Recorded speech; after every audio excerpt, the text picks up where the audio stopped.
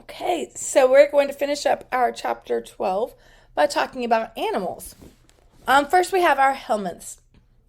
Helminths can be divided into multiple different phyla.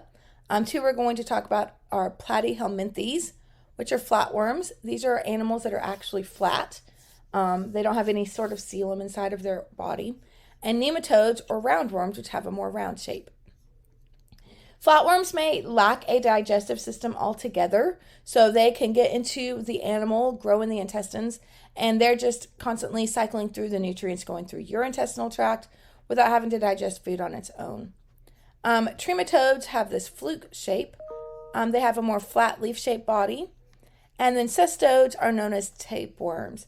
They have these little segments called proglottids, which are basically just little individual units of reproductive structures. They have a head called a scolex. They are common intestinal parasites. If you are drinking unclean water or eating improperly cooked meat, you can end up with one of these. They do not ingest the tissue of your body. They are just absorbing nutrients through your body. So then your body does not have access to the calories and the nutrients that you had just consumed. Nematodes are roundworms. They do have a complete digestive system.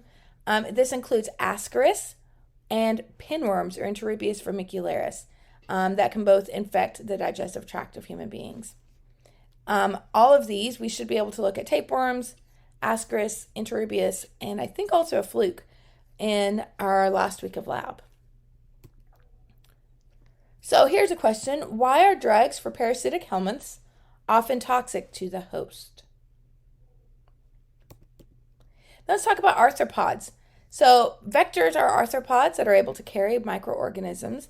We talked about different types of disease transmission in chapter 14. You can go back and review if you need.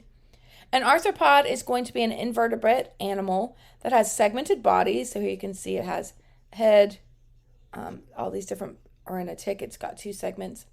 It has external skeletons, so it's exoskeleton, and jointed legs. See how its legs are bending?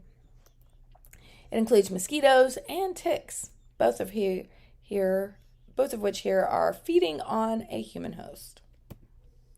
Within our arthropods, we have arachnids. Arachnids have 8 legs. It includes spiders, mites, and ticks. Crustaceans have 4 antennae. It includes crabs and crayfish. And insects with 6 legs, which includes bees, flies, lice, and mosquitoes. Within arachnids, mites and ticks, including the vector tick, which carries Rocky Mountain spotted fever, another tick which carries Lyme disease, babesiosis, and ehrlichiosis, and another tick which can transmit relapsing fever. If you want to learn the phylum name of them, go for it. But if you're just able to tell me a tick carries this disease, I am happy enough with that. Within insects, we have a human louse, which can carry endemic typhus and relapsing fever. The rat flea can carry endemic murine typhus and the plague. Deer flies carry tularemia. Mosquitoes, different species of mosquitoes can carry dengue, yellow fever, heartworm, malaria, arboviral encephalitis. The tsetse fly carries American trypanosomiasis, and the kissing bug carries Chagas disease. So tell me some different vectors and a disease transmitted by each of them. And that's it for chapter 12. So kind of a lighter day today. Please use your extra time to study on other things that you need to be studying. And let me know if you have any questions. I'll see you later.